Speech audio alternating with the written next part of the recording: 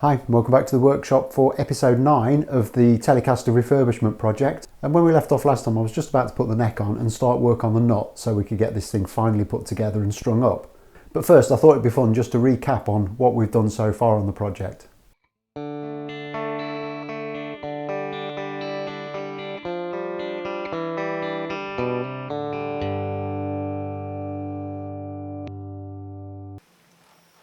I built this guitar about 12 years ago, but for the last few years it's sat unloved in a case.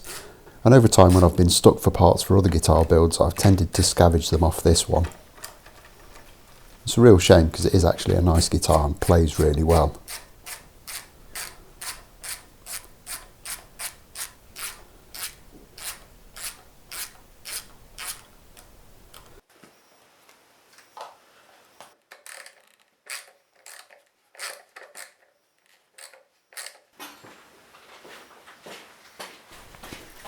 So having stripped it down, it was time to get the finish off. It was quite straightforward, just sanded most of it off the flat parts of the body.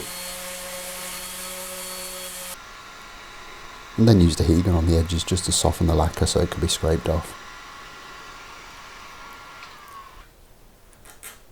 The lacquer on the neck was very straightforward. I literally just scraped it all off with a very sharp utility knife blade.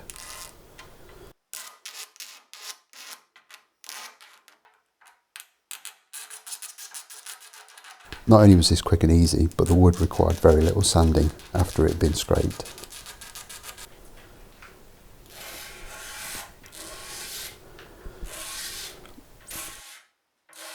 One of the big issues on this guitar was the shaping of the neck. Not only was the headstock transition a bit clunky, but there was also quite a big hump in the back of the neck where I didn't carve it properly.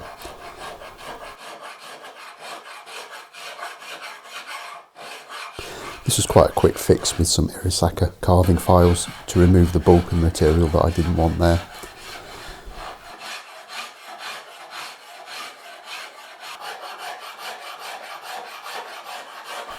And then a quick bit of sanding got it to where I needed it.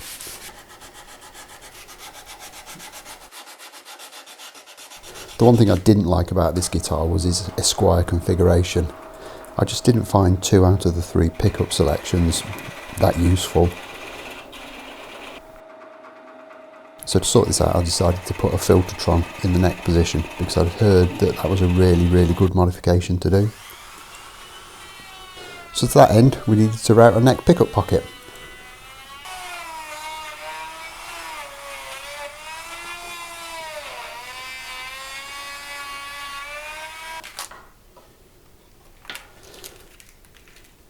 And that's come out really nicely. And I absolutely love the smell of ash when you're machining it.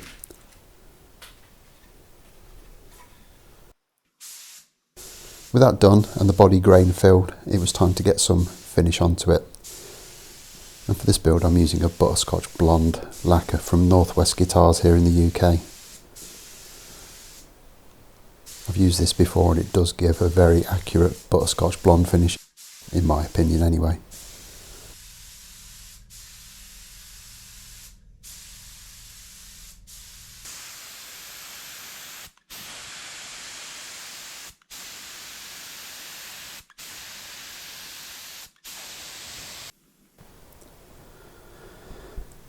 And then onto the neck, and I'm using, again, Northwest Guitars Vintage Amber for this.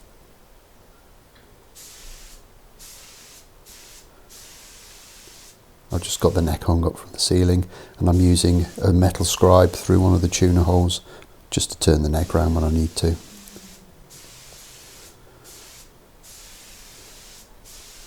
Then with the base coats completed and nibbed off, I'm just putting a few good thick layers of clear nitrocellulose lacquer over them.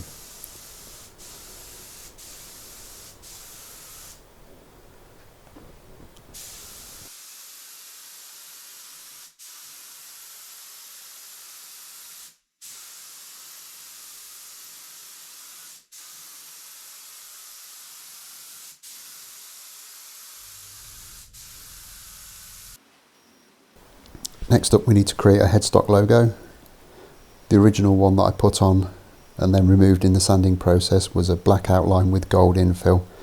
So here I'm reproducing that, and the way I do that is I print the logo out backwards and then I fill in with the gold liquid ink pen on the back of it,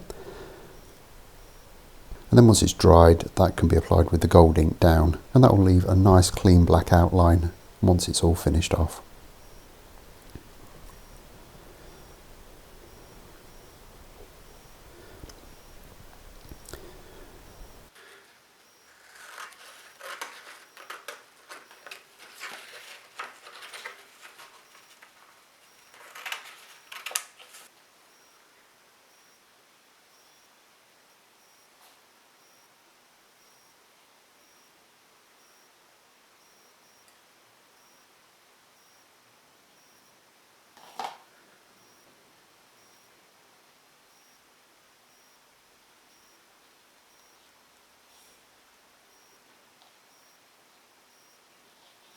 And again, this is just covered with clear nitrocellulose lacquer until that decal's buried.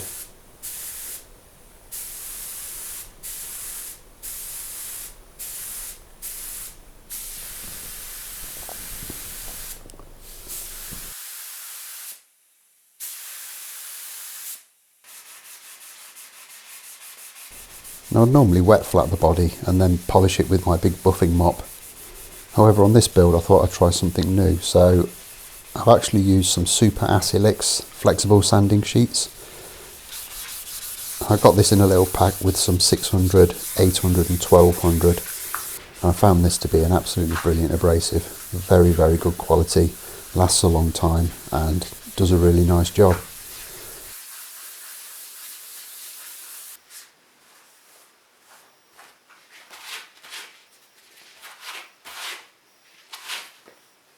You can see here I'm just up to 1200 and there's a sheen already. Once I'd gone through the grades with the Super Acrylics, I then dropped onto some 3M Trizac pads in 3000 and 6000 grit and buffed the lacquer up with those. I haven't polished this at all, that is straight from the 6000 grit pad. And with all the polishing work done, it's then time to just sort the electrics out. This is a very standard Telecaster wiring configuration. I'm using two 250k CTS pots and a Switchcraft switch.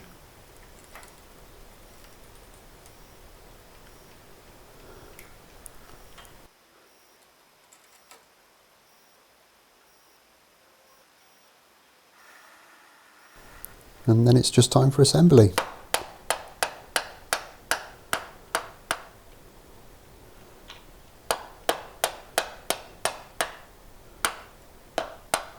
Obviously this guitar had been put together years ago and I'd done trial builds throughout the process of refurbishing it, so this was actually quite an easy assembly job.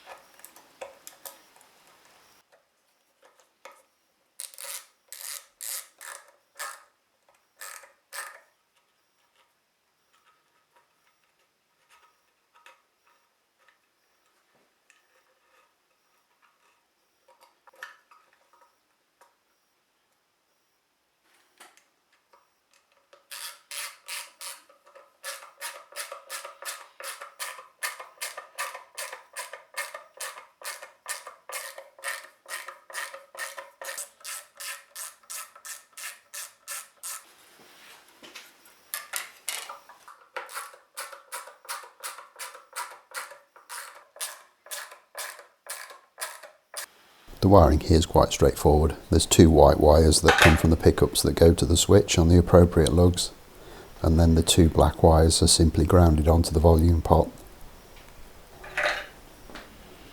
I think this is why Telecasters make a really good starter guitar if you want to get into this hobby. They're very straightforward to build, and the wiring is really simple.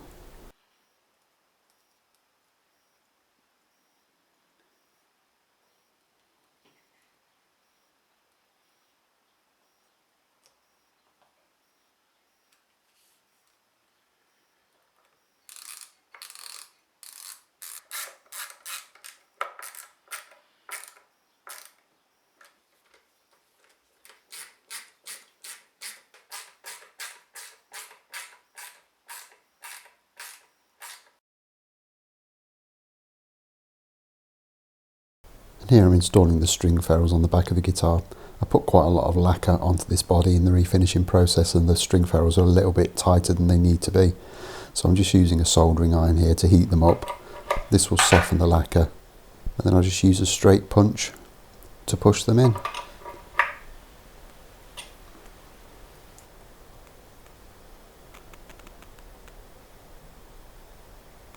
It is actually quite easy to chip the lacquer doing this, so heating the ferrules up really does make a difference.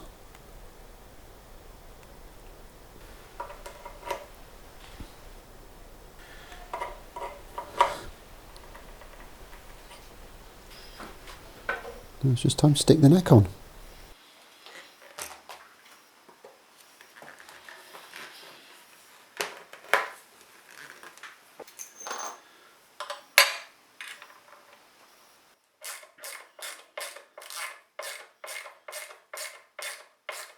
And there it is, pretty much done. I'm to say I'm really pleased with the way this is turning out.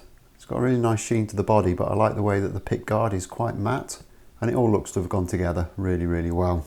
The only thing left to do now is the bit I couldn't do a week or so ago, and that is to put a nut in it. But I'm not going to film that. I've filmed that process a number of times before, so I might just smash a link to one of the other videos where I've done that if you're interested in the description. So I shall join you back in a few minutes once we've made that, and we can get this thing strung up and see how it sounds. Okay, so the nut's in and I've got my string slots started off. So just time to get this strung up, and then we can get this nut cut properly to the correct depth. Quick setup and we're good to go.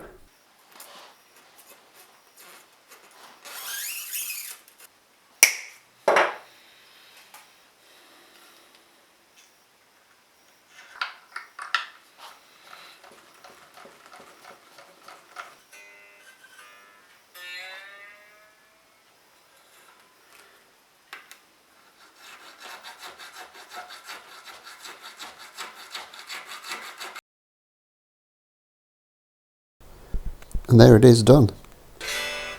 I've given it a quick setup, but I'm going to leave it for a couple of days because they do tend to move a little bit once you get them back under string tension. I've done the intonation best I can. They are always a little bit of a guessing game with these 3 saddle bridges. Even though this one is compensated, it's still not perfect. So all in all, very happy with it. And that only leaves one thing to do now. Do a quick sound test.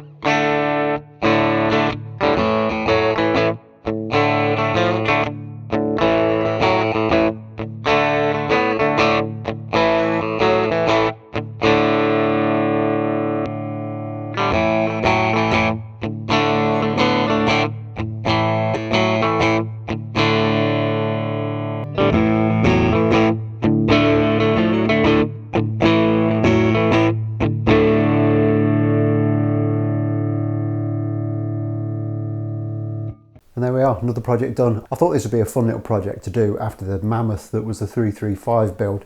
It's actually taken me a little bit longer than I thought it would, but it's a better job for it, and I'm really pleased with the outcome.